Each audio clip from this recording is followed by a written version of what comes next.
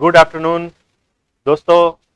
નીટના ખૂબ બધા સેશન્સ 11મા ધોરણના આપણે ભણ્યા બાદ આજથી ખૂબ એક ઇમ્પોર્ટન્ટ યુનિટ માટે આપણે આગળ વધવાના છીએ અને યુનિટ નંબર 7 નીટના સિલેબસનું 7મું યુનિટ, જે તમામ 10 યુનિટમાં જેનું વેઇટેજ ખાસું એવું વધારે છે. ખૂબ ઓછા ચેપ્ટરમાં ખૂબ વધારે એમસીક્યુ પૂછાતા હોય એવું આ યુનિટ, એવું આ એકમ. અને એમાં જીનેટિક્સ અને ઉત્ક્રાંતિ, જનીન વિદ્યા, આણ્વિક જીવ વિજ્ઞાન, ઉત્ક્રાંતિ, આ બધા ચેપ્ટર તમે 12થમાં ભણેલા છો તો આ 12થનું લેક્ચર ખૂબ ઇમ્પોર્ટન્ટ, ખૂબ અગત્યનું. અને જીવ વિજ્ઞાન, બાયોલોજીના કેટલાક ચેપ્ટર એવા છે જેમ કે વર્ગીકરણ વિદ્યા કે કોષ વિદ્યા, કે એમાં બાય હાર્ટ કરવાનું હોય, યાદ રાખવાનું વધારે હોય, મેમરી બેઝડ એજ્યુકેશન હોય. જ્યારે જેનેટિક્સ, બાયોટેકનોલોજી, આ બધા ચેપ્ટર એવા છે કે જેમાં મેમરી નહીં, અન્ડરસ્ટેન્ડિંગ અગત્યનો ભાગ ભજવે છે. એટલે કે સમજવાનું, અને જો એકાદ મુદ્દો ચુકાઈ જાય તો આગળનું ન સમજાય. એટલે ખૂબ ધ્યાનથી ભણજો. જીનેટિક્સનું આજે આપણે પાયો બાંધવાના છીએ, જેના આધારે આવનારા 2-3 પીરિયડમાં આપણે અઘરા અને અગત્યના એમસીક્યુ સોલ્વ કરવાના છીએ. પણ આજે જેનેટિક્સના બધા અઘરા મુદ્દાઓ આપણે સહેલા બનાવવા છે. અને એમાં પહેલા આપણે ચેપ્ટર પસંદ કર્યું છે મોલેક્યુલર બાયોલોજી, એટલે કે આણ્વિક જીવ વિજ્ઞાન. ત્યારબાદ મેન્ડલના પ્રયોગો વાળું જે જેનેટિક્સ છે, ઓકે,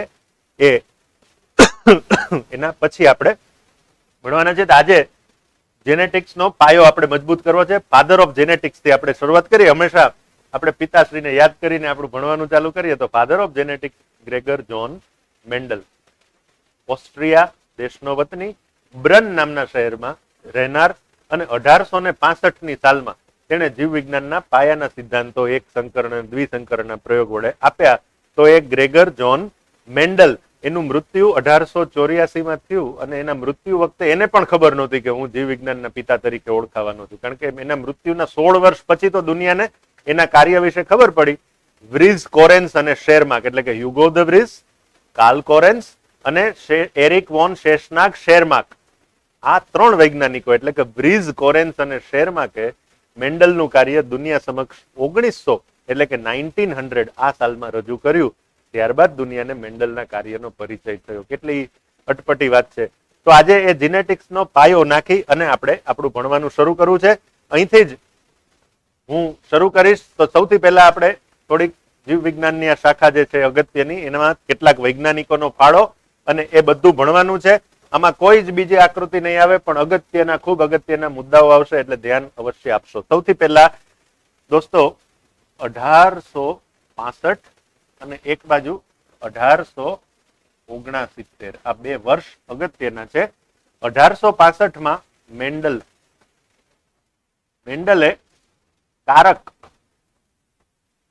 પોતાની ભાષામાં એને કારક માટે શબ્દ વાપરેલો, યાદ રાખજો,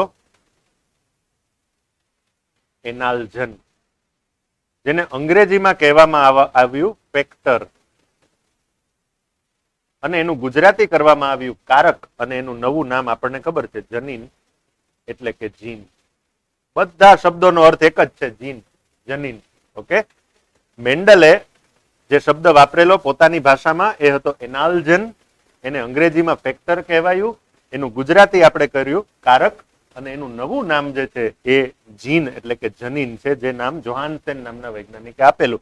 અચ્છા, આ શબ્દના ઉપયોગ વડે એને એવું કીધું કે આ આપણી આનુવંશિકતાનો એક એકમ છે કે જે પેઢી દર પેઢી લક્ષણો વહન કરે છે, અને એમાં માહિતી છુપાયેલી છે આપણા લક્ષણો વિશેની. તો એને એનું કાર્ય સમજાવ્યું, પણ એની રચના વિશે એને ખબર નહોતી કે આ કારક એટલે કે ફેક્ટર એટલે કે જનીન શેનું બનેલું છે, એ મેન્ડલે દર્શાવેલું નહોતું. તમને યાદ હોવું જોઈએ, રાઈટ? બીજી બાજુ 1869નું વર્ષ પણ અગત્યનું છે. ભારતના ઇતિહાસમાં આ વર્ષ અગત્યનું છે, કારણ કે ગાંધીજીનું જન્મનું વર્ષ છે 1869. પણ દોસ્તો એ જ વર્ષ ડીએનએ નું જન્મનું વર્ષ પણ આપણે ગણી શકીએ, કારણ કે માઇશર નામનો જે વૈજ્ઞાનિક હતો, ફ્રેડરિક માઇશર, એને પસ સેલ્સ ની અંદર, એટલે કે WBC એટલે કે શ્વેત કણની અંદર એના કોષ કેન્દ્રમાં કેટલુંક દ્રવ્ય ચેક કર્યું અને એનું નામ આપ્યું ન્યુક્લિન, જેનું પાછળથી નામ આપવામાં આવ્યું ન્યુક્લિક એસિડ. ત્યારે એને ન્યુક્લિન નામ આપેલું, પછી એની એસિડિકતાને કારણે એનું નામ આપવામાં આવ્યું ન્યુક્લિક એસિડ. તો એ ન્યુક્લિન ની શોધ એને કરી માઇશરે. એનો મતલબ કે એ ન્યુક્લિક એસિડ એટલે કે ડીએનએ. ઓકે, તો એને ન્યુક્લિક એસિડ એની રચના વિશે સમજાવ્યું, પણ એનું કાર્ય શું છે એ નહોતી ખબર. તમે વિચારો, આ બે લગભગ એક સરખા સમયગાળાના આ શોધ. એક બાજુ એક વૈજ્ઞાનિકની ટીમને જે વસ્તુનું કાર્ય સમજાઈ ગયું હતું એની રચના નહોતી ખબર, બીજી બાજુ કોઈને એની રચના વિશેની માહિતી થોડીક હતી કે એસિડિક છે, કોષ કેન્દ્રમાં આવેલ છે, પણ એનું કાર્ય નહોતી ખબર. હવે આ બંને લોકો ની વાત ભેગી થઈ એટલે કે જે દ્રવ્ય છે મેન્ડલે શોધેલું એ ડીએનએ જ છે, અને ડીએનએ નું કાર્ય એ આનુવંશિકતા અને લક્ષણોની ઉત્પત્તિ આ જ છે. આ વાત તો છેક છેક છેક ક્યારે ખબર પડી? 1944માં, કેટલા બધા વર્ષો પછી, 35 વર્ષ એ અને 44 વર્ષ આ, લગભગ 80 વર્ષ પછી ખબર પડી કે ડીએનએ જ જનીન દ્રવ્ય છે ને. એ વૈજ્ઞાનિકો જેને 1944માં ડીએનએ જ જનીન દ્રવ્ય છે એ શોધ કરી, એ ત્રણનું નામ તમને આવડે છે, એવરી, મેકલીડ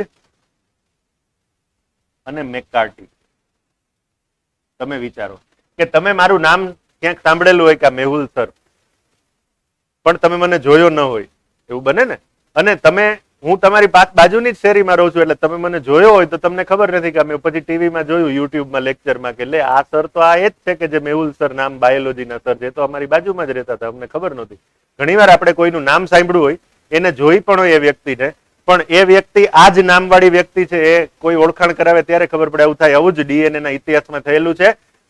એક બાજુની ટીમને એની રચના નહોતી ખબર, આ બાજુની ટીમને એનું કાર્ય નહોતી ખબર, પણ એ બંને એક જ છે. એ વસ્તુ છેક છેક છેક 1944માં જાહેર થઈ. એટલે આ વાત આપ સૌ નોંધી લેશો. હવે વિવિધ વૈજ્ઞાનિકોના ફાળામાં એક બાજુ આપણે લખીએ છીએ મેન્ડલ, જેનું કાર્ય હવે મારે તમને કહેવાની જરૂર નથી, આખું ચેપ્ટર તમે ભણો છો. માઇશર, આ નામ પણ આવડે છે. અચ્છા, મેન્ડલ 1865, માઇશર 1869. બીજું અગત્યનું નામ આવે છે 1900ની સાલમાં વ્રીઝ, કોરેન્સ અને શેરમાર્ક. નામ યાદ રહેવું જોઈએ. 1900 વ્રીઝ, કોરેન્સ અને શેરમાર્કે મેન્ડલના કાર્યને દુનિયા સમક્ષ રજૂ કર્યું. મેન્ડલના એક્સપેરિમેન્ટ્સને એને ફરી કર્યા અને એ રીતે એને દુનિયા સમક્ષ રજૂ કર્યું. એટલે એક નામ પણ અગત્યના 1900ની સાલમાં. ત્યારબાદ આવે છે 1902, 1902. હું એક નવી સ્લાઇડ ઉમેરીશ જેથી કરીને તમને વધારે સ્પષ્ટ દેખાય, મોટા અક્ષરે જોઈ શકો. ઓકે, એક નવી સ્લાઇડ આવી ગઈ. તો વર્ષ આવે છે 1902, 1902. નામ છે સર આર્કિબાલ્ડ ગેરોડ. ગેરોડ નામના સાયન્ટિસ્ટે એક પુસ્તક લખ્યું. બુકનું નામ હતું ઇનબોર્ન એરર્સ ઓફ મેટાબોલિઝમ. અને આ પુસ્તકમાં એને ચયાપચયને લગતી જન્મજાત ખામીઓ, આ એનું ગુજરાતી થાય, આ પુસ્તકમાં એને એવું સમજાવ્યું કે જો કોઈ જનીનમાં ડિફેક્ટ હોય તો લક્ષણમાં ડિફેક્ટ આવે છે. ફરીથી, જો કોઈ જનીનમાં ખામી હોય તો લક્ષણમાં ખામી આવે છે. એનો મતલબ કે જે જનીન છે એ જ લક્ષણો આપે છે. આવું આડકતરી રીતે એને સાબિત કર્યું હતું ગેરોડે. એટલે પુસ્તક લખ્યું હતું. નીટમાં પૂછાઈ શકે કે ઇનબોર્ન એરર ઓફ મેટાબોલિઝમ કોણે લખ્યું? તો જવાબ છે ગેરોડે. અને એણે ફિનાઇલ કીટોન્યુરિયા નામના રોગ વિશે સ્ટડી કરેલો અને આલ્કેપ્ટોન્યુરિયા, આ રોગો જે વારસાગત રોગ છે એનો અભ્યાસ કરી અને જનીનની ખામીઓ વિશે સમજાવેલું. પછી 1905 માં આવે છે વિલિયમ બેટસન. તો એણે શબ્દ આપ્યો જીનેટિક્સ. જીનેસિસ માંથી જીનેટિક્સ, કે જે ઉત્પત્તિ કરે, આપણા લક્ષણો પેદા કરે, એ જીનેટિક્સ કોણે આપ્યો? વિલિયમ બેટસને. ચેપ્ટર આપણે જે ભણીએ છીએ આણ્વિક જીવ વિજ્ઞાન. ઓલરાઈટ, વિલિયમ બેટસન જેનેટિક્સ વર્ડ આપ્યો. 1909, 1909 અગત્યનું વર્ષ, કારણ કે વિલહેલ્મ જોહાન્સેન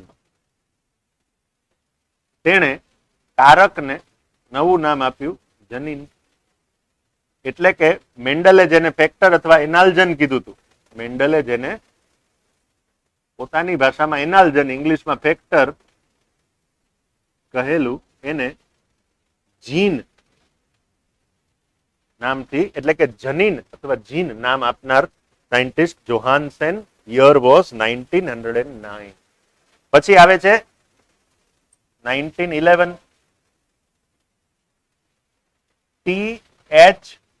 મોર્ગન, થોમસ હન્ટ મોર્ગન. યાદ રાખજો, father of experimental genetics. Father of genetics Mendel, father of experimental genetics Morgan. મોર્ગને તો ખૂબ બધી વાતો કરી. એને લિંકેજ સમજાવ્યું. મોર્ગને કહ્યું કે જનીનો રંગસૂત્ર પર આવેલા છે, રેખીય રીતે ગોઠવાયેલા છે, એ પણ એને સાબિત કર્યું. ઓકે, તો આ અગત્યના બે ત્રણ જે પાસાઓ છે, ડ્રોસોફિલા ઉપર લિંકેજનો અભ્યાસ કરી અને એને જનીન વિજ્ઞાનના બહુ જ અગત્યના પાયાના સિદ્ધાંતો આપ્યા. અને એમાં એનો એક વિદ્યાર્થી હતો, આ પોતે પીએચડી ગાઈડ હતો, એની નીચે પીએચડી કરનાર સ્ટર્ટેવન્ટ, કે જેણે એકચ્યુઅલી જનીનો વચ્ચેનું અંતર શોધવાની ફોર્મ્યુલા પણ સમજાવી હતી, એ મોર્ગનનો વિદ્યાર્થી હતો સ્ટર્ટેવન્ટ. તો આ યર પણ અગત્યનું આપ સૌ માટે. 1911 પછી તમારે યાદ રાખવાનું આવશે સીધું 1928, કે જેમાં રૂપાંતરણનો પ્રયોગ, ગ્રિફિથનો પ્રયોગ આવશે. તો એ પણ આપણે જોઈએ. એના માટે પણ એક સ્લાઇડ.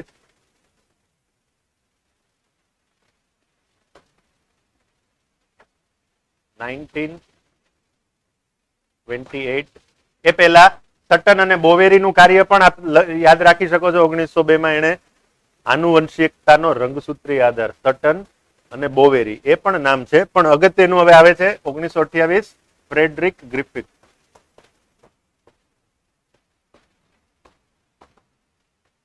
ટ્રાન્સફોર્મેશન એટલે કે રૂપાંતરણ.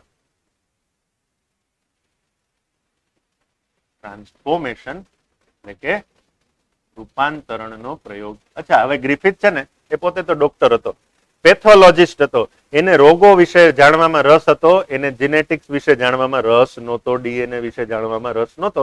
એટલે એ સમયે એ ન્યુમોનિયાનો સ્ટડી કરતો હતો, અને ન્યુમોનિયા નામનો રોગ છે, કયા બેક્ટેરિયાથી થાય, એ એને શોધવામાં અને જાણવામાં રસ હતો.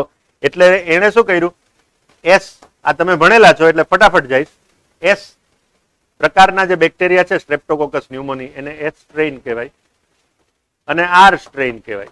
એસ એટલે સ્મૂધ, આર એટલે રફ.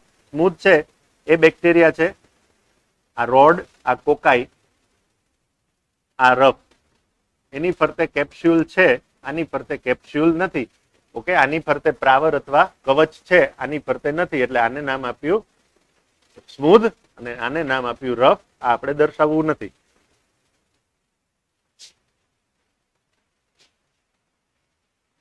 સ્મૂધ અને રફ. હવે જુઓ, એને ચકાસ્યું કે એસ સ્ટ્રેઇન જે પ્રકારના બેક્ટેરિયા છે, કયા, સ્ટ્રેપ્ટોકોકસ ન્યુમોની, આ બેક્ટેરિયાનું ઇન્જેક્શન આપો તો ઉંદર મરી જાય છે, રફનું ઇન્જેક્શન આપો તો જીવે છે. એટલે એને સાબિત કર્યું કે એસ એટલે કે કવચ વાળા જે બેક્ટેરિયા છે એ રોગકારકતા માટે જવાબદાર છે. આ તો તમને સૌને ખબર છે. તો એસ નું ઇન્જેક્શન આપ્યું માઉસમાં એટલે કે ઉંદરમાં, ન્યુમોનિયા અને એનું મૃત્યુ. આર નું ઇન્જેક્શન માઉસમાં, ન્યુમોનિયા નહીં, જીવન. ઓકે, HKS, HKS એટલે હીટ કિલ્ડ સ્મૂધ. ગરમી આપી, બર્નર ઉપર એનું દ્રાવણ ગરમ કરી અને આ હીટ કિલ્ડ સ્મૂધ બેક્ટેરિયા એનું ઇન્જેક્શન માઉસમાં આપ્યું. તો હવે બેક્ટેરિયા જ મરેલા હતા, તો ઉંદરને ક્યાંથી રોગ થાય? એટલે ઉંદર જીવંત રહ્યો. તો આ પહેલું, આ બીજું અને ત્રીજું, 3 સ્ટેપમાં એક્સપેરિમેન્ટ કર્યા બાદ એને આ બંનેને મિક્સ કર્યા, જે બંને વડે ઉંદર મરતો નથી. આર અને એની સાથે HKS ઇન્જેક્શન આપ્યું. ચલો, આનાથી પણ નથી મરતો, આનાથી પણ નથી મરતો. એટલે આ બંનેનું મિક્સચર, એને આશા રાખી હતી કે ઉંદર નહીં મરે, પણ ઉંદરનું ન્યુમોનિયા વડે મૃત્યુ થયું. અને મૃત ઉંદરમાંથી કયા પ્રકારના બેક્ટેરિયા એને મળ્યા એસ સ્ટ્રેન મળી. અચ્છા, એસ પ્રકારના જે બેક્ટેરિયા છે એ કેવા લીધેલા? હીટ કિલ્ડ સ્મૂધ, મૃત. તો પાછા જીવતા થયા શું એસ પ્રકારના બેક્ટેરિયા? એવું તો શક્ય નથી, મૃત હતા એ પાછા જીવતા તો થાય નહીં. તો શું થયું હશે? તો એને જે વિચાર્યું જીનેટિક્સ નો અગત્યનો પાયો છે, એને એમ વિચાર્યું કે આ મૃત બેક્ટેરિયા છે એમાંથી આ રફમાં કંઈક એવું અજાણ્યું દ્રવ્ય જતું હશે જેને કારણે રફ છે એ પણ સ્મૂધ બની જાય છે. એટલે કે એને આવું કીધું કે હીટ કિલ્ડ સ્મૂધ માંથી કોઈ દ્રવ્ય, કોઈ અજાણ્યું દ્રવ્ય આર માં જાય છે અને તેથી આર છે એ એસ બની જાય છે અને ઉંદરને મારી નાખે છે. હવે આ અજાણ્યું દ્રવ્ય શું છે એ જાણવામાં મેં તમને પહેલા કીધું ગ્રિફિથને રસ હતો જ નહીં. ગ્રિફિથને તો ન્યુમોનિયા કોના વડે થાય છે એ જાણવામાં રસ હતો, એટલે અહીંયા આ એનો પ્રયોગ અધૂરો રહ્યો અને આટલું એને સાબિત કર્યા બાદ આગળ ઉપર આ પ્રયોગ કર્યો નહીં. ગ્રિફિથની કન્ક્લુઝન સાબિતી શું હતી? ફરી બોલું છું, કોઈ અજાણ્યું દ્રવ્ય મૃત એસ પ્રકારના બેક્ટેરિયામાંથી લાઈવ આર પ્રકારમાં જાય છે અને તેથી આર છે એનું રૂપાંતરણ એસ માં થઈ જાય છે. આર છે એ પોતાની આસપાસ કેપ્સ્યુલ ઉગાડી અને એસ બની જાય છે અને ઉંદરને મારી નાખે. અહીંયા રૂપાંતરણ આર નું થયું એસ માં, અને કોના વડે થયું? અજાણ્યા દ્રવ્ય વડે. એ અજાણ્યું દ્રવ્ય શું છે એ ત્યારબાદના 16 વર્ષ પછી 1944 માં 1944 માં એવરી મેકલીડ અને મેકકાર્ટીએ કઈ રીતે સાબિત કર્યું એ પણ ફટાફટ જોઈ લઈએ.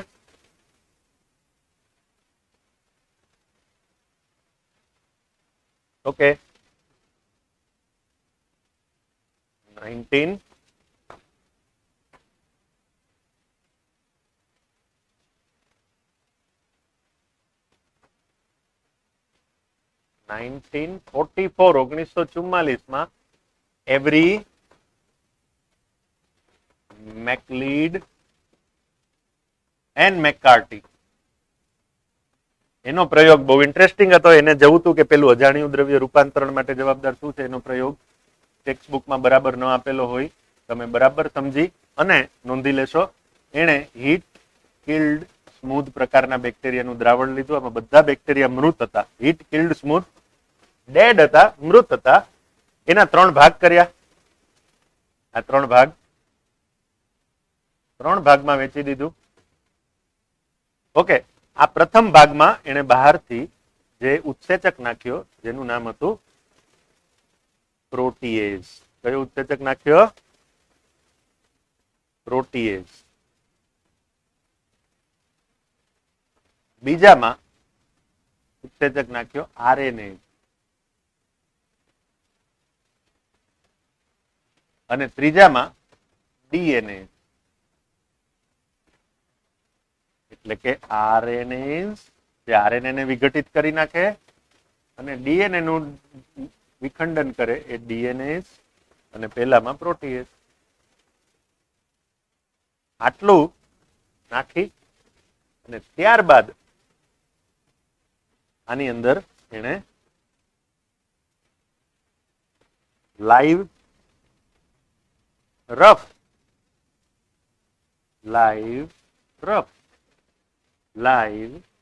એટલે કે જીવંત આર પ્રકારના બેક્ટેરિયા મિક્સ કર્યા અને પછી આ બધાનું ઇન્જેક્શન એને ઉંદરને આપી દીધું. ઉંદરને ચાલો વિચારો દોસ્તો, આ પ્રથમ નંબરનું દ્રાવણ, આ બીજા નંબરનું અને આ ત્રીજા નંબર. પ્રથમમાં પ્રોટીનનું વિઘટન કરી નાખ્યું, બીજામાં આરએનએ નું અને ત્રીજામાં ડીએનએ નું. આપણા પાસે 3 ઉમેદવાર હતા. જે અજાણ્યું દ્રવ્ય સ્મૂધ માંથી રફમાં જાય છે, હીટ કિલ્ડ સ્મૂધ માંથી રફમાં જાય છે. અજાણ્યું દ્રવ્ય કાં તો આરએનએ હોય, કાં તો ડીએનએ હોય અથવા પ્રોટીન હોય. કાર્બોદિત કે લિપિડ હોય જ ન શકે કારણ કે એમાં એટલું વૈવિધ્ય નથી. તો આ 3 માંથી કયું દ્રવ્ય છે ચકાસવા એને આ રીતે પ્રયોગ કર્યો. 1, 2 અને 3 એમાંથી કયો ઉંદર જીવંત રહ્યો હશે એનો જવાબ મિત્રો મને આપે તો ગમશે. 1, 2 અને 3 માંથી કયો ઉંદર જીવંત રહ્યો હશે? પછી હું પૂછીશ કયો મરી ગયો હશે. પહેલા કયો ઉંદર જીવંત રહ્યો છે? 1 વાળો, 2 વાળો કે 3 વાળો? કોઈ મિત્રો જવાબ આપે તો વેલકમ. જો અહીંયા ઇમોજી આવવા માંડ્યા ઉંદરના અને ઇન્જેક્શનના. વેરી ગુડ માનસી. કયો ઉંદર જીવંત, કયો મરી ગયો? એનો જવાબ આપવાનો છે. Yes yes yes Sanjay, Shrina, Mahesh બધા મિત્રો જવાબ આપે છે, પણ કૃષ્ણાએ કઈક ઊંધો જવાબ આપ્યો. ચલો આપણે જોઈએ તો અહીંયા બે ભાગમાં આપણે વેચાઈ ગયા છીએ, કેટલાક 1 2 ને કેટલાક 3 કે. સાંભળો, આનું પ્રોટીન નાશ પામી ગયું. ઇન્જેક્શન ઉંદરને આપ્યું, ઉંદરનું થઈ ગયું મૃત્યુ. અહીંયા ઉંદરનું થઈ ગયું મૃત્યુ, અહીંયા ઉંદર રહી ગયો જીવન. આવું કેમ થયું? તમે વિચારતા હતા એનાથી તો ઊંધું થયું. કયો ઉંદર મૃત્યુ પામ્યા? 1 અને 2, 3 નહીં. શા માટે? જુઓ, પ્રોટીએઝ નાખવાથી હીટ કિલ્ડ સ્મૂધ નું પ્રોટીન નાશ પામી ગયું, પણ એનું ડીએનએ તો બરાબર રહ્યું ને. એ ડીએનએ બરાબર રહ્યું એટલે એ ડીએનએ રફમાં જઈને રફને સ્મૂથ બનાવી દીધા. સ્મૂથ બેક્ટેરિયા વડે ઉંદર મરી ગયો. રૂપાંતરણ થયું કે ન થયું? અહીંયા રફનું સ્મૂધમાં રૂપાંતરણ થયું કે ન થયું? રૂપાંતરણ થયું. બરાબર છે. બીજા કિસ્સામાં આરએનએ નું વિઘટન થઈ ગયું. એનો મતલબ કાઉન્સમાં તમારે એમ સમજવાનું કે ડીએનએ તો રહ્યું જ છે, બરાબર જ છે. એ ડીએનએ રફમાં જઈને રફને સ્મૂથ બનાવી દીધા ને ઉંદરનું મૃત્યુ થઈ ગયું. રૂપાંતરણ થયું કે ન થયું? થયું. થયું. આમાં શું થયું? ડીએનએ નું જ વિઘટન થઈ ગયું. ડીએનએ નું વિઘટન થવાને કારણે કેપ્સ્યુલ બનાવવાનો જે જનીન સંકેતો હતા એ રફમાં ગયા નહીં.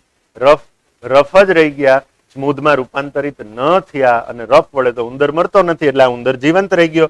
અહીંયા રૂપાંતરણ થયું કે ન થયું? ન થયું. હવે જુઓ, રૂપાંતરણ થયું અને ન થયું. તો રૂપાંતરણ માટે કોણ જવાબદાર છે? ડીએનએ, આરએનએ કે પ્રોટીન?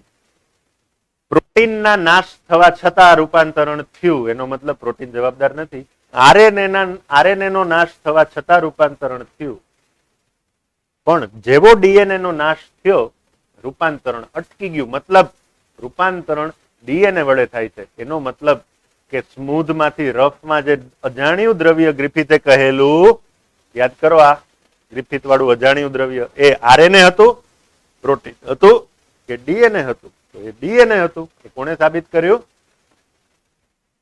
એ સાબિત એવરી, મેકલીડ અને મેકકાર્ટીએ કર્યું આ પ્રયોગ વડે.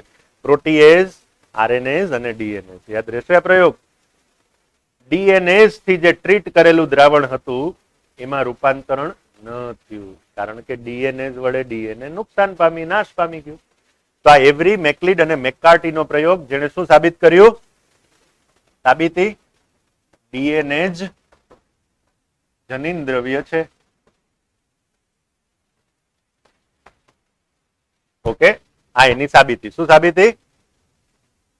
ડીએનએ જ જનીન દ્રવ્ય છે, પ્રોટીન નહીં, આરએનએ નહીં. DNA is the genetic material. 1944. ત્યાર પછી આવશે એક વધારાનો પ્રયોગ, પછી આપણે આગળ લઈએ. તો એ પ્રયોગ તમારા ટેક્સ્ટબુકમાં છે, જ્યાં રૂપાંતરણ આપણે સમજી લીધું. એ જ રીતે ડીએનએ જ આનુવંશિક દ્રવ્ય છે. અચ્છા, આ એક્સપેરિમેન્ટ 1952 આલ્ફ્રેડ હર્શી, આખું નામ આલ્ફ્રેડ હર્શી અને માર્થા ચેઝ, શોર્ટમાં કહેશો હર્શી અને ચેઝ. એને શોર્ટમાં તમે નામ આપો છો હર્શી અને Chase. Alfred Hershey, Martha Chase, 1952. Interesting experiment, જેને સાબિત કર્યું કે ડીએનએ જનીન દ્રવ્ય તો છે, એટલે કે લક્ષણો તો ડીએનએ માંથી પેદા થાય જ છે, પણ પેઢી દર પેઢી જે માતૃકોષ છે એમાંથી જે બાળકોષ છે એમાં પણ ડીએનએ જ જાય છે, પ્રોટીન કે આરએનએ નહીં. આ સાબિત કરનાર વૈજ્ઞાનિક હતા હર્શી અને ચેઝ. સાલ હતી 1952. હવે એ પ્રયોગ પણ સમજી લઈજો, અટપટો લાગેલો હોય જેને, ધ્યાનથી સમજી લઈ. તો ધ્યાન આપો દોસ્તો, આ પ્રયોગનું નામ છે બ્લેન્ડિંગ એક્સપેરિમેન્ટ. શું કહે છે એને? Blending experiment. આટલું આપણે યાદ રાખીશું, બ્લેન્ડિંગ એક્સપેરિમેન્ટ. ઓલરાઈટ. હવે જુઓ, આ એક્સપેરિમેન્ટમાં એને એમ સાબિત કર્યું હતું કે એક પેઢીમાંથી બીજી પેઢીમાં જનીન દ્રવ્ય કયું જાય છે, એટલે કે આનુવંશિક દ્રવ્ય કયું છે. એના માટે એને શું કર્યું? બે પ્રકારના વાયરસ પ્રિપેર કર્યા. વાયરસ તૈયાર કરવા, બેક્ટેરિયોફેજ વાયરસ તૈયાર કરવા માટે વાયરસ છે એને બેક્ટેરિયાની અંદર એટલે કે ઇકોલાઈની અંદર ગ્રો કરવા પડે. ઇકોલાઈની અંદર એ વાયરસને એનો વિકાસ કરી અને એ વાયરસ આ રીતે મેળવવામાં આવ્યા. પણ એ કઈ રીતે મેળવવામાં આવ્યા? તો કે એક વાયરસ એવું હતું, વાયરસ પાર્ટિકલ કે જેનું તમને ખબર છે વાયરસમાં બહાર કેપ્સિડ હોય અને અંદર ડીએનએ હોય. તો એક વાયરસ એવું હતું કે જેનું અંદરનું ડીએનએ રેડિયો એક્ટિવ લીધું, અહીંયા લાલ કલર એટલે રેડિયો એક્ટિવ એવું માનશો. બીજું વાયરસ એવું લીધું કે જેનું બહારનું કેપ્સિડ રેડિયો એક્ટિવ હોય.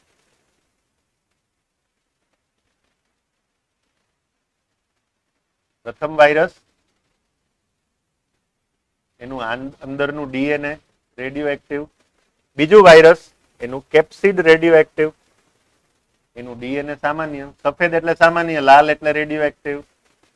અચ્છા, તો ડીએનએ ને રેડિયો એક્ટિવ કરવા માટે એને P32 ડીએનએ માં ફોસ્ફરસ હોય એટલે P32 વાળું ડીએનએ લીધું. પ્રોટીન ને રેડિયો એક્ટિવ કરવા માટે S35 પ્રોટીન લીધું. બરાબર, આનું ડીએનએ અને આનું પ્રોટીન રેડિયો એક્ટિવ.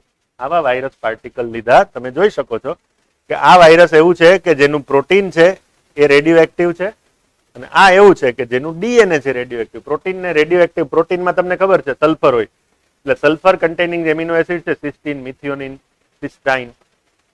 એમાં જે સલ્ફર લીધું ને એ સલ્ફર જ રેડિયો એક્ટિવ લીધું હતું એટલે પ્રોટીન છે રેડિયો એક્ટિવ આવ્યું આમાં. એટલે એનું કેપ્સિડ રેડિયો એક્ટિવ, ડીએનએ સામાન્ય હતું. બીજા વાયરસ એવા પાર્ટિકલ તૈયાર કર્યા કે જેનું ડીએનએ રેડિયો એક્ટિવ હતું, P32. આ બંને વાયરસને ઇકોલાઈ નામના બેક્ટેરિયાના એ પેથોજન છે એટલે ઇકોલાઈ એના માટે યજમાન છે, એનું ઇન્ફેક્શન લગાવ્યું. વાયરસ તમને ખબર છે કે ઇન્ફેક્શન કરે ત્યારે એનું કેપ્સિડ બહાર રહી જાય અને એનું જનીન દ્રવ્ય અંદર જાય. તો આની અંદર જે જનીન દ્રવ્ય આવ્યું હશે એ કેવું, સાદું કે રેડિયો એક્ટિવ?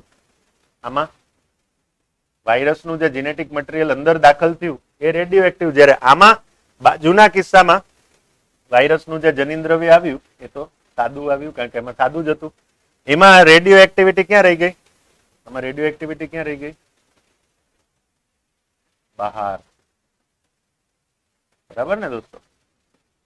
આ રીતે બેક્ટેરિયા તૈયાર થયા. પછી બ્લેન્ડર, આપણે છાશ બનાવીએ ને બ્લેન્ડર, એ બ્લેન્ડર વડે એ દ્રાવણને 10 મિનિટ સુધી એને બ્લેન્ડ કર્યા બાદ, બ્લેન્ડ કરવાથી શું થાય? આંચકા લાગે એટલે જે વાયરસનું કેપ્સિડ, ખાલી કેપ્સિડ છે એ બેક્ટેરિયાના કોષથી છૂટું પડી જાય. છૂટું પડી જાય પછી એનું સેન્ટ્રીફ્યુગેશન કરી અને એને નીચે સેટ કર્યું. ત્યારે સેન્ટ્રીફ્યુગેશન થાય એટલે શું થાય? જે હેવી ભારે પદાર્થો એ તળિયે સેટ થઈ જાય અને હલકી વસ્તુઓ નીચે રહે. તો અહીંયા બેક્ટેરિયા અને કેપ્સિડ, બેક્ટેરિયા છે એ તળિયે સેટ થઈ ગયા અને કેપ્સિડ છે એ ઉપર રહી ગયું. હવે આમાં બેક્ટેરિયાની અંદર રેડિયો એક્ટિવ ફોસ્ફરસ છે એટલે ફોસ્ફરસ ક્યાં જોવા મળ્યું? પછી આ જે દ્રાવણ છે એનું તમે એનાલિસિસ કરો રેડિયો એક્ટિવ ઓટો રેડિયોગ્રાફી વડે, ત્યારે રેડિયો એક્ટિવિટી ક્યાં મળે છે એ ચકાસવાનું. તો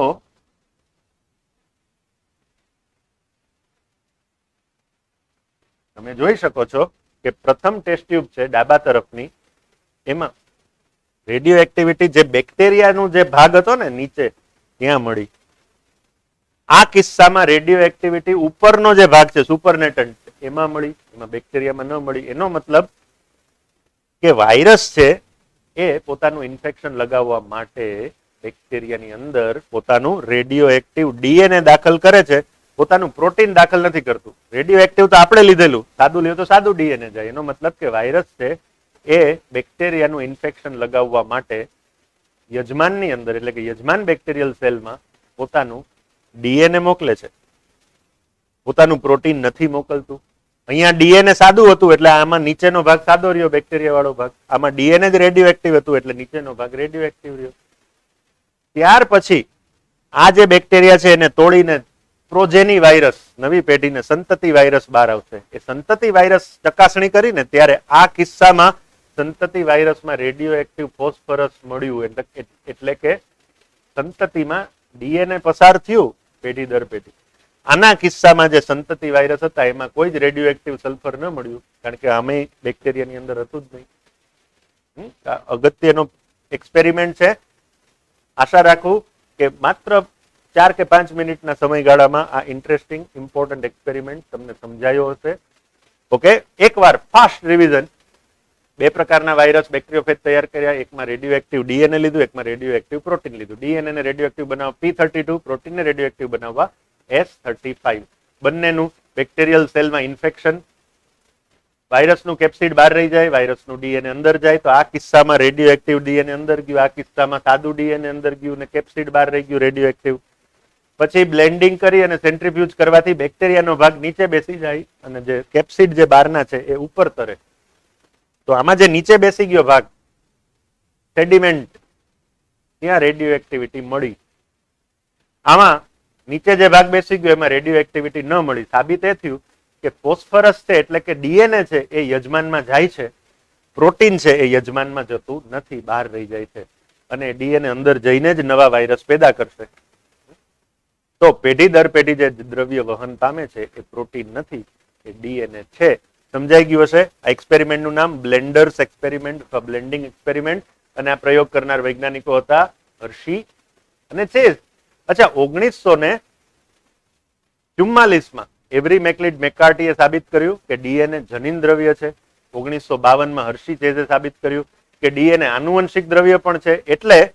એટલે એ સમયગાળામાં બધા વૈજ્ઞાનિકોમાં હોડ લાગી હતી ડીએનએ ની રચના જાણવા માટે. બધાએ પ્રયત્નો કરવાના શરૂ કર્યા. એક બાજુ એક વૈજ્ઞાનિકોની ટીમ હતી જેમાં વોટસન અને ક્રિક હતા, બીજી બાજુ બીજા વૈજ્ઞાનિકોની ટીમ હતી કે જેમાં એક લેડી સાયન્ટિસ્ટ હતી રોઝેલિન ફ્રેન્કલિન અને એનો પાર્ટનર હતો એ તો મોરિસ વિલ્કિન્સ. આ બંને ટીમ વચ્ચે સ્પર્ધા હતી ડીએનએ ની રચના જાણવા અંગે.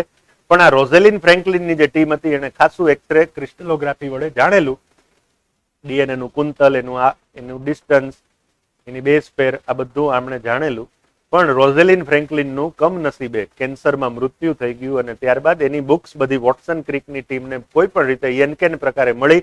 એનો અભ્યાસ કરી અને વોટસન ક્રિકે ડીએનએ નું ડબલ હેલિકલ મોડેલ રજૂ કરી દીધું. જો જીતા વહી સિકંદર. વોટસન અને ક્રિકે ડીએનએ નું ડબલ હેલિકલ મોડેલ પબ્લિશ કરી દીધું. 1997માં જેમ્સ વોટસન ભારતમાં બેંગ્લોર આવેલા અને એક કોન્ફરન્સમાં એમને સાંભળવાનો મોકો મળેલો છે મને પણ. તો એ જેમ્સ વોટસન આજે પણ જીવે છે. વોટસન ક્રિકનું નામ બહુ અમર છે. એ વોટસન આજે પણ 88 કે 89 વર્ષની ઉંમરે આજે પણ હજી જીવે છે. ક્રિકનું મૃત્યુ થઈ ગયું. વોટસન ક્રિકે પાછલી જિંદગીમાં સ્વીકાર્યું કે રોઝેલિન ફ્રેન્કલિનની બુકમાંથી અમને આ બધું જાણવા મળેલું. તો ફ્રેન્કલિનનું મૃત્યુ થઈ ગયું. એનો પાર્ટનર હતો વિલ્કિન્સ. એ વિલ્કિન્સ અને એની સાથે વોટસન અને ક્રિક, આ ત્રણ વૈજ્ઞાનિકોને ભેગું નોબેલ પ્રાઇઝ 1962માં આપવામાં આવ્યું. 1962માં નોબેલ પ્રાઇઝ ડીએનએ ની રચના માટે મળ્યું. એટલે આ બધું તમારા ધ્યાનમાં હોવું જોઈએ, કારણ કે એમસીક્યુમાં આ બધું પૂછાતું હોય છે. એટલે જે ડબલ હેલિકલ મોડેલ છે ડીએનએ નું, એની વાત આપણે ફટાફટમાં કરીએ તો એના માટે પણ આપણે ન્યુક્લિયોટાઇડની રચના ને બધું તમને સમજાઈ ગયું હશે એટલે વધારે ડિટેલમાં નહીં જાઉં. તેમ છતાં જે અગત્યની વાતો છે કરી દઉં. તો આ ડીએનએ નું ડબલ હેલિકલ મોડેલ, એમાંથી આ હાઇડ્રોજન બોન્ડ, હાઇડ્રોજન બંધ. બીજું આ ફોસ્ફેટની વચ્ચેનો જે બંધ છે આખો, આ આપણે ફોસ્ફોડાયસ્ટર બંધ કહીએ છીએ. ફોસ્ફોડાયસ્ટર બોન્ડ બે બાજુના ન્યુક્લિયોટાઇડને જોડે છે. આ ડીએનએ આ રીતે ફોસ્ફોડાયસ્ટર બોન્ડ બે એડજેસન્ટ એટલે કે બાજુના ન્યુક્લિયોટાઇડ્સને જોડે છે. જો ડીએનએ આમ દોરવાનું,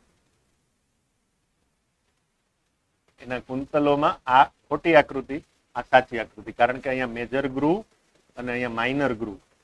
મેજરની બાજુ ગ્રુવ એટલે ખાંચ, મેજરની બાજુમાં માઇનર ને માઇનરની બાજુમાં મેજર, આમ ખાંચ દેખાવી જોઈએ. એટલે આ રીતે દોરવાનું દોસ્તો. આ સાચી આકૃતિ છે, આ ખોટી આકૃતિ. તો ડીએનએ માં ન્યુક્લિયોટાઇડ જે છે એની સામે જે બંધ આવેલા છે આપણને ખબર છે હાઇડ્રોજન બંધ છે. અચ્છા, આ પાસે જે બંધ આવેલા છે ફોસ્ફોડાયસ્ટર બંધ છે. એટલે તમે નિસરણી અથવા સીડી લ્યો, આમ સીડી, તો સીડીના જે પગથિયા છે હાઇડ્રોજન બંધ, અને આ પાઇપ છે પાઇપ, એ પાઇપ જે બંધ વડે બને છે ફોસ્ફોડાયસ્ટર બંધ. બરાબર. પણ હજી ત્રીજો બોન્ડ છે કે જે પાઇપ સાથે પગથિયાને જોડે છે.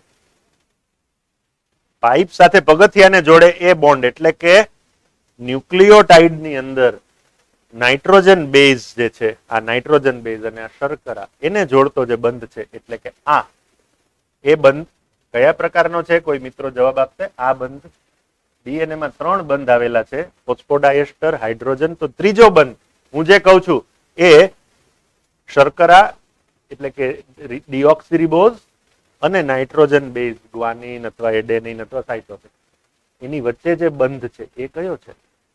ડીએનએ માં 3 બંધ આવેલા છે, હાઇડ્રોજન સામસામેના ન્યુક્લિયોટાઇડ, ફોસ્ફોડાયસ્ટર પાસે પાસેના ન્યુક્લિયોટાઇડ, પણ નાઇટ્રોજન બેઝ અને શર્કરા પેન્ટોઝ સુગર એની વચ્ચે કયો બોન્ડ? કોઈ જવાબ આપશે મિત્રો? યસ, સંજય જવાબ આપ્યો છે. તો આ જે બંધ છે એ છે ગ્લાયકોસિડિક. બાકી તમને ખબર છે કે 10 ન્યુક્લિયોટાઇડ ની બેઝ પેર છે, એનું અંતર 34 એંગસ્ટ્રોમ, દર બે વચ્ચેનું અંતર 3.4 એંગસ્ટ્રોમ, ડીએનએ નો જે ડાયામીટર એટલે કે વ્યાસ છે એ 20 એંગસ્ટ્રોમ. ડીએનએ ના 3 પ્રકારના ફોર્મ્સ છે, એ, બી અને ઝેડ. જો ન ખબર હોય તો એ વાત પણ અહીંયા તમને સમજાવી દઉં. ડીએનએ ના 3 ફોર્મ્સ છે, આ તો એની રચના. હવે ડીએનએ ના જે 3 પ્રકારના સ્વરૂપો છે એ નોંધી લેશો.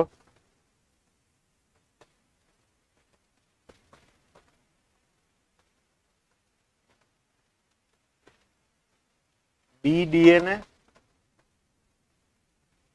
એ ડીએનએ અને ઝેડ ડીએનએ. મોટા ભાગના સજીવોમાં આપણા કોષો સહિત ઇકોલાઈ સહિત મોટા ભાગના સજીવોના જે કોષ કેન્દ્રમાં ડીએનએ આવેલું છે, બી ડીએનએ છે, 10 બેઝ પેર પર હેલિક્સ. એટલે કે એક હેલિક્સમાં, એક કુંતલમાં કેટલી જોડી છે? 10 જોડી. એ પ્રકારનું ડીએનએ એ રાઈટ હેન્ડેડ છે અને 11 બેઝ પેર પર હેલિક્સ. આ રાઈટ હેન્ડેડ, આ પણ રાઈટ હેન્ડેડ એટલે કે આમ જમણી તરફથી ગૂંથાયેલું. ઝેડ ડીએનએ લેફ્ટ હેન્ડેડ, ઊંધો ચોટલો વાળો, ડાબી બાજુથી જમણી બાજુ જઈ શકો, જમણી બાજુથી ડાબી બાજુ પણ આવી શકો. તો ઝેડ ડીએનએ છે એ લેફ્ટ હેન્ડેડ ડીએનએ છે, ઝેડ ફોર ઝિગઝેગ, અને એમાં 12 બેઝ પેર પર હેલિક્સ આવેલી છે. આટલું યાદ રાખજો. યાદ રહી ગયું? બી એ ઝેડ 10, 11, 12 યાદ રહી ગયું. ડીએનએ ના 3 સ્વરૂપ, બી ડીએનએ, એ ડીએનએ, ઝેડ ડીએનએ. બાઝ યાદ રહી ગયું? બાઝ 10, 11 અને 12. ઓકે, તો આ રીતે તમે ડીએનએ ના 3 સ્વરૂપો પણ સમજવા અને જાણવા જોઈએ. ચારગાફ નામના સાયન્ટિસ્ટે વોટસન ક્રિક નું મોડેલ આવેલું એ પહેલા ચારગાફે શું સાબિત કર્યું? ઇર્વિન ચારગાફે purine is to pyrimidine is equal to 1:1. એટલે કે ડીએનએ માં જેટલા પ્યુરિન એટલા જ pyrimidine. પ્યુરિન્સ જેમ pyrimidine. પ્યુરિન્સ કોણ કોણ છે? Pure silver. pyrimidine કોણ છે? પીડી ટેક્સી. યાદ છે ને, તમને આગળના પીરિયડમાં કહેલું છે. પ્યોરિન એટલે A G, pure silver. Pyri taxi, pyrimidine T C. એટલે યાદ રહી શકે. તો એ વત્તા જી એટલા જ ટી વત્તા સી. એનો મતલબ કે A plus G upon T plus C is equal to 1. તો આ ચારગાફે કીધું કે જેટલા પ્યુરિન એટલા જ pyrimidine. ઊંધું પૂછે કે A plus T upon G plus C is equal to always 1. તો આ દર વખતે 1 હોય એ જરૂરી નથી. તો આ પણ ચારગાફનો સિદ્ધાંત આ તમે ભણેલા છો, સમજવું જોઈએ. એ ઉપરાંત ડીએનએ જ્યારે આપણે ભણીએ છીએ ત્યારે mole percent G plus C ની એક વેલ્યુ એ પણ જાણવા જેવી છે. કોઈ કહે છે કે એ અને ઝેડ પ્રકારના ડીએનએ ના ઉદાહરણો આપો. તો એ અને ઝેડ પ્રકારનું જે ડીએનએ છે એ મોટે ભાગે કણાભ સૂત્રની અંદર જે ડીએનએ હોય છે એમાં આ પ્રકારનું ડીએનએ જોવા મળે છે, અને કેટલાક માઇક્રો ઓર્ગેનિઝમ્સમાં એ અને ઝેડ પ્રકારના ડીએનએ જોવા મળે છે. પણ ખાસ તો કણાભ સૂત્રીય ડીએનએમાં વિશેષ આવા સ્વરૂપો જોવા મળે છે. હવે mole percent G plus C, DNA ની mole percent G plus C value અને ટીએમ વેલ્યુ નીટ માટે, બોર્ડ માટેની. તો mole percent G plus C value એટલે જી ગ્વાનિન વત્તા cytosine upon A T G અને સી એને ગુણ્યા 100%. એટલે કે કુલ ન્યુક્લિયોટાઇડમાં ગ્વાનિન અને સાઇટોસિન કેટલા છે એ ગુણોત્તર કાઢો, એને મોલ % G+C વેલ્યુ કહેવાય. જેમ કે આપણે ગણીએ, એક ડીએનએ લખું છું CGG AATC PP.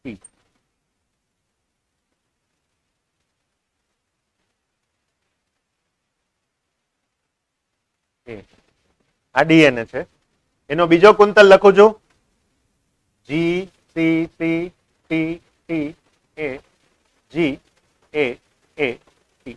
આ બેવડું કુંતલમય. હવે આમાં G વત્તા C કેટલા છે જુઓ, 2 ને 2 4 ને 2 6 ને 2 8. G વત્તા C 8.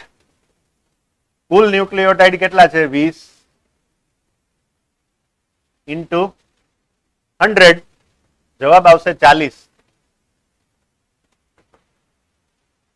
તો આ ડીએનએ ની G+C વેલ્યુ 40% થઈ. G+C વેલ્યુ 40% થઈ, બરાબર ને? આ રીતે તમે ગણી શકો. બધા ડીએનએ ની વેલ્યુ જુદી જુદી હોઈ શકે છે, કારણ કે કેટલા ગ્વાનિન સાઇટોસિન છે એટલે એ પ્રમાણે આ નક્કી થશે. એટલે G+C વેલ્યુ આ રીતે ગણી શકાશે. આવડી ગયું હશે. હવે બીજી છે ડીએનએ ની TM વેલ્યુ, એટલે કે મેલ્ટિંગ ટેમ્પરેચર. TM વેલ્યુ એટલે melting temperature. Melting temperature DNA નું કઈ રીતે મપાય તો તમને ખબર, GC વચ્ચે ત્રિબંધ, AT વચ્ચે દ્વિબંધ. તો જેમાં GC વધારે એ ડીએનએ ને ગરમી વડે ડીનેચરેશન કરવાનું અઘરું. જેમાં AT વધારે એ ઝડપથી ખુલી જશે, એની ચેઇન ઝડપથી ડીનેચર થઈ જશે. તો એને આધારે મેલ્ટિંગ ટેમ્પરેચર માનવામાં આવે છે. મેલ્ટિંગ ટેમ્પરેચર જેટલું GC વેલ્યુ ઊંચી એટલું મેલ્ટિંગ ટેમ્પરેચર, જેટલા GC વધારે, ગ્વાનિન સાઇટોસિનની જોડી જેટલી વધારે એટલું એ ડીએનએ ને તોડવા માટે વધારે તાપમાન દેવું પડે, એટલે મેલ્ટિંગ ટેમ્પરેચર ઊંચું. આ રીતે યાદ રાખજો. મેલ્ટિંગ ટેમ્પરેચર માપવાનો એક્સપેરિમેન્ટ બહુ ઇન્ટરેસ્ટિંગ છે. શોર્ટમાં સમજાવીશ. ડીએનએ એને ગરમી આપો, હીટ. જેમ જેમ ગરમી આપશો એમ ડીએનએ ના કુંતલો એકબીજાથી છૂટા પડતા જશે અને એ કુંતલનું યુવી એબ્ઝોર્પ્શન માપશું. સિંગલ સ્ટ્રેન્ડેડ ડીએનએ હોય ને, એક કુંતલીય જે છૂટું પડેલું, એ વધારે યુવી લાઇટ શોષે છે ડબલ સ્ટ્રેન્ડેડ કરતા. આ યાદ રાખજો. જેમ જેમ ડીએનએ ને ગરમીથી છૂટું પાડતા જશો એમ યુવી એબ્ઝોર્પ્શન વધતું જશે અને પછી સ્થાયી થઈ જશે. અહીંયા ડીએનએ ખુલવાનું શરૂ થયું, અચાનક ખૂબ વધારો થયો અને પછી આખું ખુલી ગયું, એટલે હવે વધારે શોષણ કરી શકશે નહીં. તો આ જે ગ્રાફ છે એનો આ વચ્ચેનો જે ભાગ છે આને માપી આનું મિડ પોઈન્ટ અને ત્યારનું જે તાપમાન છે એને મેલ્ટિંગ ટેમ્પરેચર કહે છે. Mid point of the rising curve. Okay, temperature at the midpoint of the rising curve is known as melting temperature. ફરીથી બોલું છું, ઝડપથી સમજજો. જે તાપમાને આ વધારે ઊંચો જે રાઇઝિંગ કર્વ છે, ગ્રાફનો જે ભાગ આ વધારે થાય છે, એનું મિડ પોઈન્ટ આવે જે તાપમાને, એ તાપમાનને ડીએનએ નું મેલ્ટિંગ ટેમ્પરેચર કહે છે. તમારે પરીક્ષા માટે આટલું યાદ રાખવાનું છે કે GC કિંમત જેટલી ઊંચી એટલું મેલ્ટિંગ ટેમ્પરેચર ઊંચું. હવે PCR ટેકનોલોજી તમે ભણો છો બાયોટેકનોલોજીમાં, PCR યાદ છે ને? PCR માં ડીએનએ નું ડીનેચરેશન કરવાનું હોય છે. ખબર છે તમને? 92-94 ડિગ્રી એ કરે છે.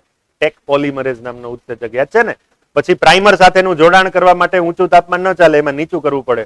તો જે ડીએનએ માં વધુ પડતા GC હોય એનું જે ડીનેચરેશન ટેમ્પરેચર છે ઊંચું રાખવાનું, અને મેલ્ટિંગ ટેમ્પરેચર થી વધારે રાખવાનું, કારણ કે પૂરેપૂરું ડીનેચરેશન કરવાનું છે. આ રીતે ડીએનએ ની મેલ્ટિંગ ટેમ્પરેચરની વેલ્યુ પણ તમારા ધ્યાનમાં જરૂર હોવી જોઈએ. આગળ જઈએ. એક બીજો એક પ્રશ્ન અટપટો નીટમાં પૂછાઈ શકે, તો ધ્યાન આપવાનું કે બે સજીવો કે જેનું G+C વેલ્યુ એક સમાન છે. માની લો કે કોઈની G+C વેલ્યુ 43.6% છે, બીજાની પણ 43.6% છે. તો શું આ બંને સજીવો એક જ પ્રજાતિના છે એવું કહી શકાય? જવાબ હા કે નામાં આપવાનો છે. બોલો, જવાબ હા કે નામાં આપવાનો છે. ઓકે, A, B અને Z ડીએનએ 3 મુખ્ય છે. ઓકે, એટલે આપણે 3ના જ નામ નોંધીશું. નીટ માટે 3 જ યાદ રાખજો. હવે બે ડીએનએ કે જેની G+C વેલ્યુ બિલકુલ સરખી છે, તો એ બંને ડીએનએ એક જ પ્રજાતિના સજીવના છે એવું ચોક્કસપણે કહી શકાય? હા કે ના? જવાબ છે ના. કારણ કે આ ક્રમ ફરી જાય, કિંમત એ રહી શકે છે. ક્રમ ફરી જાય પણ કિંમત એ રહી શકે છે. આ સમજાઈ જશે તમને, બરાબર? પણ એનાથી ઊંધું વાક્ય બોલું છું. એક જ પ્રજાતિના બે સજીવો છે, એનું ડીએનએ ની G+C વેલ્યુ હંમેશા એક જ હોય છે. સાચું કે ખોટું? હવે બીજો પ્રશ્ન, એક જ પ્રજાતિના બે સજીવો હોય એના ડીએનએ ની G+C કિંમત કાઢો તો એ હંમેશા એક સમાન જ હોય છે. યસ કે નો? ચાલો, ઊંધો પ્રશ્ન પૂછ્યો છે, એનો જવાબ પણ ઊંધો આવવો જોઈએ. તો ખુશી જવાબ આપે છે યસ, બરાબર? દીપ્તિ પણ જવાબ આપે છે યસ. તો આ રીતે પ્રશ્નો પૂછાય ત્યારે સમજી વિચારી અને જવાબ લખવાના. તો આ બધી ડીએનએ ની બાબતો આપણે જાણી લીધી. હવે ડીએનએ ની રચના સમજી અને આપણે આગળ જઈએ તો ડીએનએ નું કાર્ય જે છે એ વ્યક્ત થવાનું છે, અને વ્યક્ત થવા માટે એને ખુલવું પડે. જો યાદ રાખજો, આપણું મગજ, પેરેશૂટ અને ડીએનએ, આ ત્રણે ત્રણમાં શું સમાનતા છે? હ્યુમન માઇન્ડ, બ્રેઇન નથી કેતો, માઇન્ડ કહું છું. આપણું માઇન્ડ, ડીએનએ અને પેરાશૂટ, આ ત્રણે ત્રણમાં શું સમાનતા છે?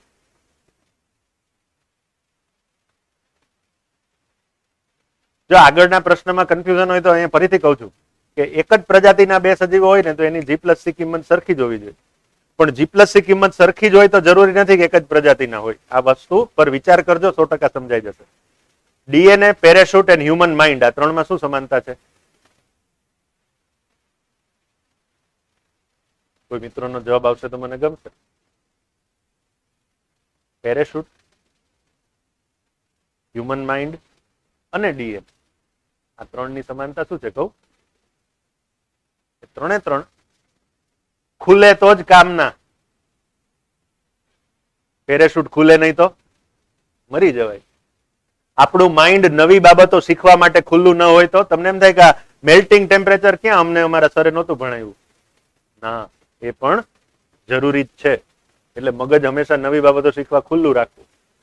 અને ડીએનએ ખુલે તો જ કામ કરે. ડીએનએ ને સ્વયંજનન રેપ્લિકેટ થવું હોય કે ટ્રાન્સક્રિપ્શન ટ્રાન્સલેશન થવું હોય, ડીએનએ ને ખુલવું પડે છે. તો ખોલો તો જ કામનું. ઓકે, તો એટલા માટે તો હાઇડ્રોજન બંધ છે, એને ખુલવાનું છે, એટલે નબળા બંધ છે. ત્યાં પાકા એકદમ કોવેલેન્ટ બંધ આપી દીધા હોત તો સહસંયોજક તો કોઈ દિવસ ખુલત જ નહીં. એવી મજબૂતી શું કામની કે જે ઉપયોગમાં ન આવે, બરાબર ને?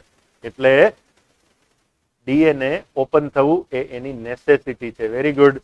તો ડીએનએ ઓપન થશે કોપી કરવા માટે, એને રેપ્લિકેશન, પછી એમાંથી આરએનએ બનશે ટ્રાન્સક્રિપ્શન, અને આરએનએ માંથી પ્રોટીન બનશે ટ્રાન્સલેશન, એટલે કે પ્રત્યાંકન અને ભાષાંતર. આ સ્વયંજનન, આ જે છે એને સેન્ટ્રલ ડોગમા ઓફ લાઈફ કહે છે. સેન્ટ્રલ ડોગમા એટલે શું? તો જીવનનો કેન્દ્રવર્તી વિચાર. હવે આ કેન્દ્રવર્તી વિચાર કઈ રીતે તમને સમજાવું? એકચ્યુઅલી ઊંધેથી વિચારીએ તો જીવન એટલે શું? જીવંત એટલે શું? તો કે જેની અંદર ચયાપચય ચાલે એ સજીવ, ચયાપચય બંધ, નિર્જીવ બની જાય. રાઈટ? તો ચયાપચય બહુ અગત્યનું છે. એટલે ચયાપચય એટલે જીવન. પણ ચયાપચય એટલે મેટાબોલિઝમ કોના દ્વારા થાય? ઉત્સેચકો વડે થાય, હે ને? ઉત્સેચકો કરાવે. અને ઉત્સેચકો શેના બનેલા છે? પ્રોટીન. તો પ્રોટીન એટલે જ જીવન એમ કહી શકો ને. પ્રોટીન બને તો જ આપણી લાઈફ ચાલુ રહે. પણ પ્રોટીનને બનાવશે કોણ? પ્રોટીનને બનાવશે આરએનએ, અને આરએનએ ને કોણ બનાવશે? ડીએનએ. એટલે આ પ્રક્રિયા થાય તો જ લાઈફ ચાલુ રહે. એટલે આને સેન્ટ્રલ ડોગમા ઓફ લાઈફ કહે છે. અને એ ક્રિક, જે વોટસન ક્રિક વાળો જ ક્રિક, અને એની સાથે એક રશિયન સાયન્ટિસ્ટ ગેમો, આ બંને 1964 માં આ કન્સેપ્ટ સેન્ટ્રલ ડોગમાનો રજૂ કરેલો છે. સેન્ટ્રલ ડોગમા ઓફ લાઈફ, જીવનનો મધ્યવર્તી અથવા કેન્દ્રવર્તી વિચાર.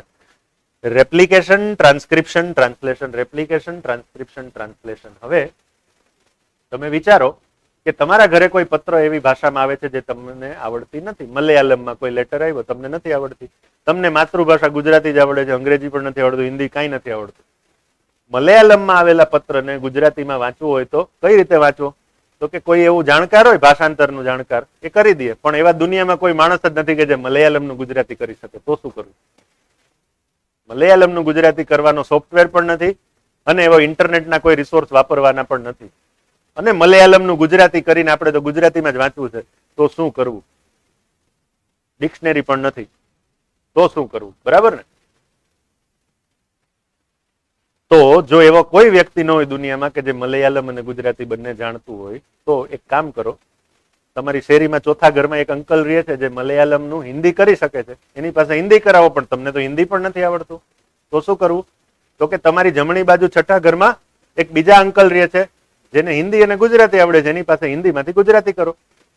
રાજકોટ થી અમદાવાદની સીધી બસ ન મળતી હોય તો રાજકોટ થી લીમડી, લીમડી થી અમદાવાદ, આમ જઈ શકાય. બરાબર ને? તો ડીએનએ માંથી પ્રોટીન સીધું બની નથી શકતું. અને આપણું શરીર તો પ્રોટીનના એટલે કે ઉત્સેચકોના જ સંકેતો સમજે. આપણું શરીરને ચયાપચયની ક્રિયા કરવા માટે કોની ભાષા સમજવી પડે? પ્રોટીનની. આપણું શરીર ડીએનએ ની ભાષા સમજતું નથી. ડીએનએ માંથી પ્રોટીન બનાવવું હોય સીધું બનતું નથી, એટલે ડીએનએ માંથી પેલા ભાષા આરએનએ માં રૂપાંતરિત, આરએનએ માંથી પ્રોટીનમાં. આ સેન્ટ્રલ ડોગમા પણ હવે સેન્ટ્રલ ડોગમાના અપવાદો આ નીટમાં પૂછાય એવો મુદ્દો. સેન્ટ્રલ ડોગમાના અપવાદો કયા કયા છે હવે એ હું અહીંયા રેડ પેન થી લખીશ, તમે સૌ નોંધી લેજો. સેન્ટ્રલ ડોગમાના અપવાદો. પેલો અપવાદ આ, આરએનએ માંથી ડીએનએ બને. રિવર્સ ટ્રાન્સક્રિપ્શન સાંભળેલું જ છે. રિટ્રોવાયરસ એચઆઈવી એમાં આ આમ જોવા મળે છે. તો એક અપવાદ સેન્ટ્રલ ડોગમાનો અપવાદ શું છે? આરએનએ માંથી ડીએનએ. બીજો અપવાદ, કેટલાક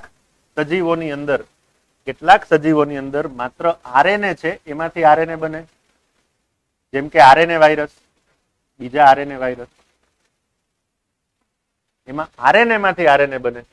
એ જ રીતે કેટલાક સજીવો કે જેને પ્રાયોન્સ કહો છો તમે, કેટલાક રોગનું નામ પુરુ છે, ક્રુટ્સફેલ્ડ જેકોબ, આવા પ્રાયોન શબ્દ, પ્રિયોન અથવા પ્રાયોન શબ્દ વાયરોઇડ અને પ્રિયોન કોષ વિદ્યામાં ભણ્યા છો તો પ્રોટીન નું જ એ બનેલું દ્રવ્ય છે જે પ્રોટીનનું નિર્માણ કરે છે, એટલે પ્રાયોન.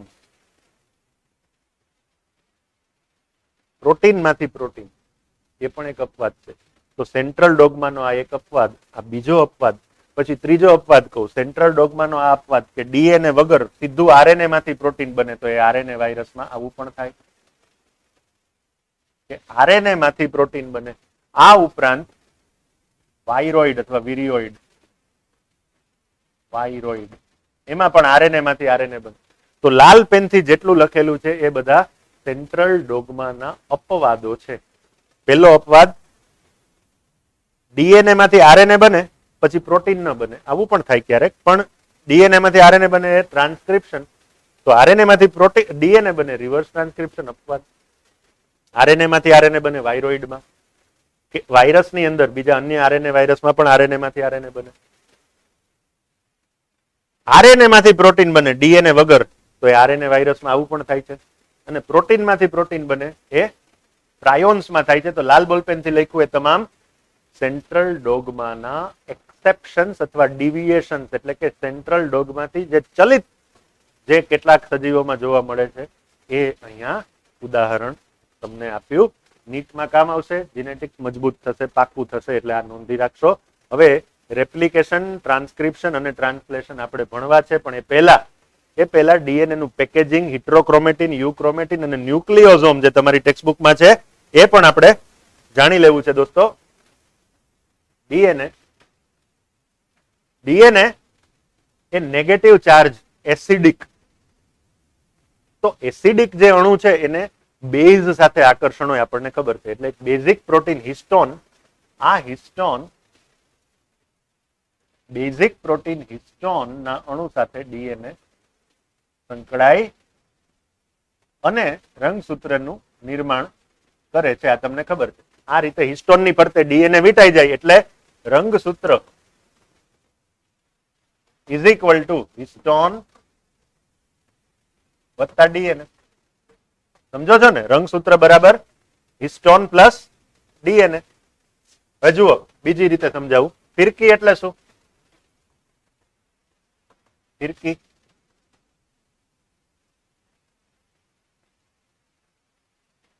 ફિરકી એટલે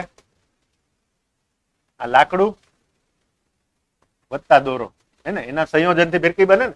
એ જ રીતે તમે વિચારો, રંગસૂત્ર છે એમાં હિસ્ટોન અને ડીએનએ, આ બંનેના સંયોજનથી રંગસૂત્રનું નિર્માણ થાય. આ બંનેના સંયોજનથી જે દ્રવ્ય બને એને રંગસૂત્ર દ્રવ્ય એટલે કે એને ક્રોમેટીન કહે છે. ઓલરાઈટ.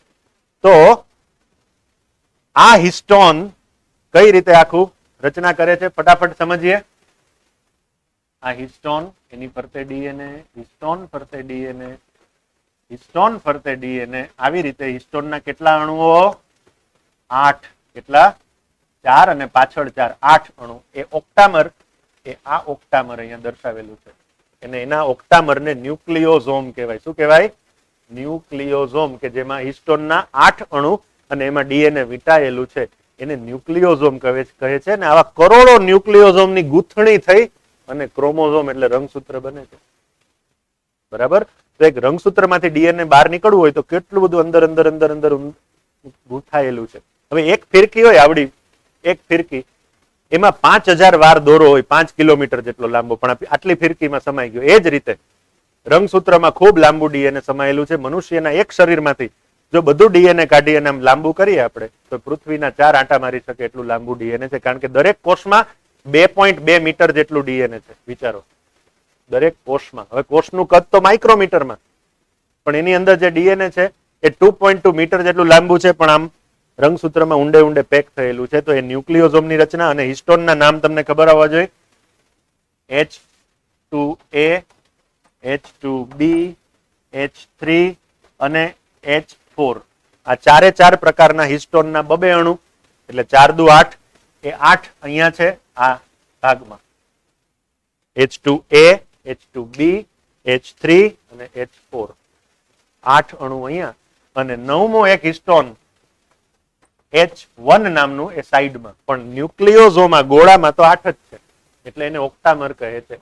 9મું 12 એનું બાંધતું પ્રોટીન છે H1. આ રીતે ગૂંથણી થાય છે અને આ ગૂંથણી વડે જ રંગસૂત્ર કે જેમાં આવા કરોડો હિસ્ટોન અને ડીએનએ નું દ્રવ્ય અંદર અંદર અંદર ઊંડે ગૂંથાયેલું છે. તો આ રંગસૂત્રની રચના આપના ધ્યાનમાં હોવી જોઈએ. જીન સમજી ગયા. જીન એટલે જનીન. ડીએનએ નો એક એવો વિસ્તાર કે જે ચોક્કસ લક્ષણ માટે જવાબદાર છે. એટલે કેટલાક વિદ્યાર્થી મિત્રો કન્ફ્યુઝ હોય છે કે ડીએનએ જનીનોનું બનેલું છે, પણ વાસ્તવમાં જવાબ છે જનીન છે ડીએનએ નું બનેલું. જો ફટાફટમાં છેલ્લી 2 મિનિટમાં તમને જનીન, ડીએનએ અને રંગસૂત્ર આનો સંબંધ સમજાવી દઉં. જીન, ડીએનએ, જીનોમ,